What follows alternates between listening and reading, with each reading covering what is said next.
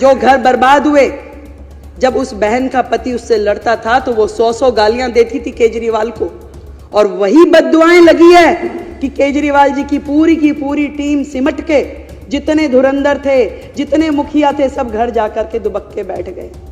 दिल्ली की जनता, दिल्ली की बहनें, उनकी बद्दुआएं उन्हें लगी। जो नीतियां रीतियां उन्होंने अपनाई, जो भविष्य खतरे में डाला, दिल्ली को बर्बाद करने की दिशा में उन्होंने कुछ छोड़ा नहीं है। उन्होंने डेवलपमेंट के नाम पे जहां जहां जो करना चाहिए था कुछ भी नहीं किया। केंद्र सरकार से करोड़ों करोड़ रुपए आते रहे और उनको बर्बाद करने के लिए उन्होंने सारे काम किए। यमुना की सफाई के लिए करोड़ों रुपए आए, कुछ काम नहीं किया। दिल्ली में G20 के समय में जितने काम हुए उसमें दिल्ली सरकार का जो शेयर देना था दिल्ली सरकार ने नहीं दिया। मेट्रो के एक्सटेंशन में जो पैसे दिल्ली सरकार ने देने थे दिल्ली सरकार ने नहीं दिए। एक भी काम दिल्ली सरकार ने जो उनका बनता था वो किया नहीं। जब भी जरूरत पड़ी केंद्र सरकार ने ही खड़े होकर के दिल्ली को संभाला। कोविड के समय में भी ना तो केजरीवाल घर से बाहर निकले, ना ही उनके जितने विधायक थे घर से बाहर निकले। एक भी विधायक ने समेत उनके मंत्रिमंडल के किसी दिल्ली की जनता की कोई मदद नहीं करी अध्यक्ष जी। तब भी दिल्ली को संभालने वाले आदरणीय प्रधानमंत्री जी थे और गृह मंत्री अमित शाह जी थे जिन्होंने दिल्ली को संभाला और दिल्ली के प्राण बचाए। कैसे भूल जाएगी दिल्ली की जनता, कैसे भूल जाएगी। आज भी मैं तो यही कहना चाहूंगी कि मिशन मोड पे काम करना पड़ेगा। एक दूसरे पे दोषारोपण की जो प्रथाएं चलती थी हमें उससे मतलब नहीं। मीडिया वाले मेरे को रास्ते चलते बाइट के लिए बोलते, मैं मना कर देती हूँ। मैं क्या, कुछ करने तो दो पहले, काम करूंगी उसके बाद बोलूंगी। और कोई बहाना नहीं, कोई किसी के ऊपर दोषारोपण नहीं, कोई मर्यादित व्यवहार नहीं, केवल और केवल काम। और उस काम के करते हुए दिल्ली में जो भी दिल्ली जिसकी अधिकारी है वो सारे के सारे अधिकार उनको देने हैं। यहाँ तक कि MCD का जो शेयर हमारा बनता है, आज इस सदन के माध्यम से मैं कहना चाहती हूँ कि 192 करोड़ रुपए जो दिल्ली नगर निगम का शेयर है वो हमने उनको ट्रांसफर करवा दिया। दिल्ली की जनता को बातों की सफाई, हाथ की सफाई नहीं चाहिए, दिल्ली को दिल्ली की सफाई चाहिए। इसलिए हम नगर निगम को पूरा का पूरा स्पेस देंगे कि वो जो काम उनके हैं उस काम को करने के लिए जो भी हमारी तरफ से हमारी जिम्मेवारी बनती है वो जरूर हम उनको करके देंगे, कहीं पे भी कोई कमी रखेंगे नहीं। और यहाँ तक कि पहले भी केंद्र सरकार ने पूरी मदद दिल्ली नगर निगम की भी की और दिल्ली सरकार की भी की।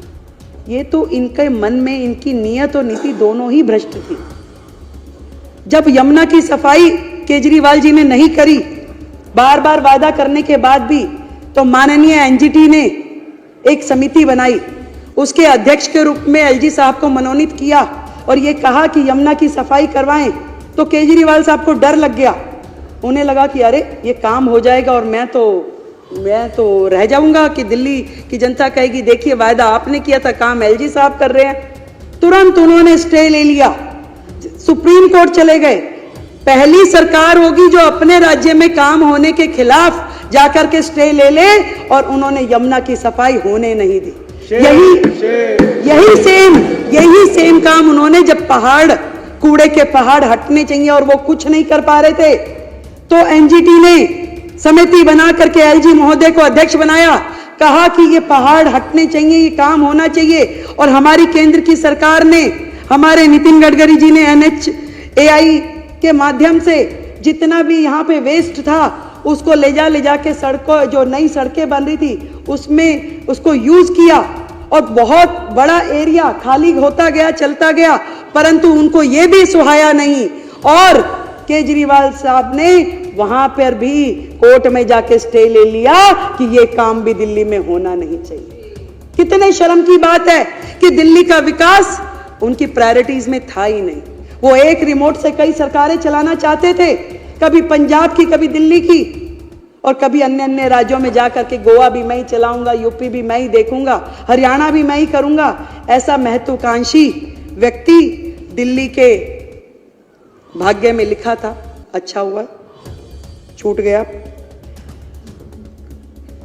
आदरणीय प्रधानमंत्री जी ने जिस प्रकार से national mission for clean Ganga को करते हुए पूरी गंगा को साफ किया, और इस बार कुंभ के इस महाकुंभ में 60 करोड़ से अधिक लोगों ने स्नान किया। कितनी बड़ी बात है। जब गंगा जी साफ हो सकती है, करोड़ों लोग उसमें स्नान कर सकते हैं, उसका आचमन कर सकते हैं। यमुना जी यदि साफ नहीं हो पाई तो केवल और केवल इस सरकार के कारण, इनकी नीतियों के कारण, इनकी बेईमानी के कारण। और यमुना जी साफ होगी।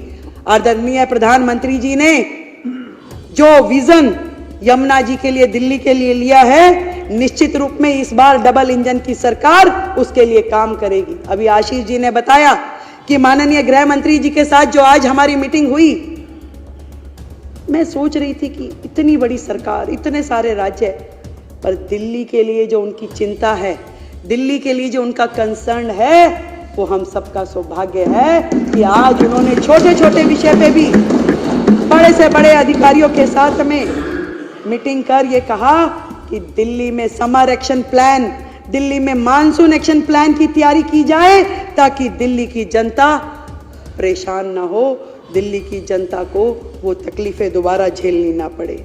मैं धन्यवाद करती हूँ अपने नेतृत्व का, आदरणीय मोदी जी का, आदरणीय अमित शाह जी का, जिन्होंने दिल्ली के लिए एक पूरी तरीके से डेडिकेटेड टीम को मौका दिया यहाँ पर आने का।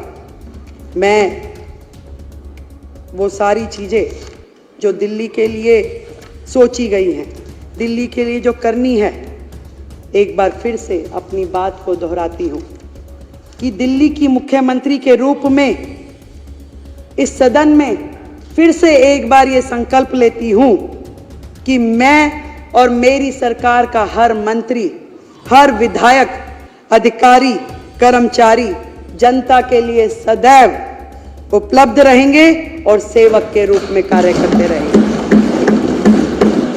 माननीय एलजी महोदय का भी मैं बहुत बहुत धन्यवाद करती हूँ।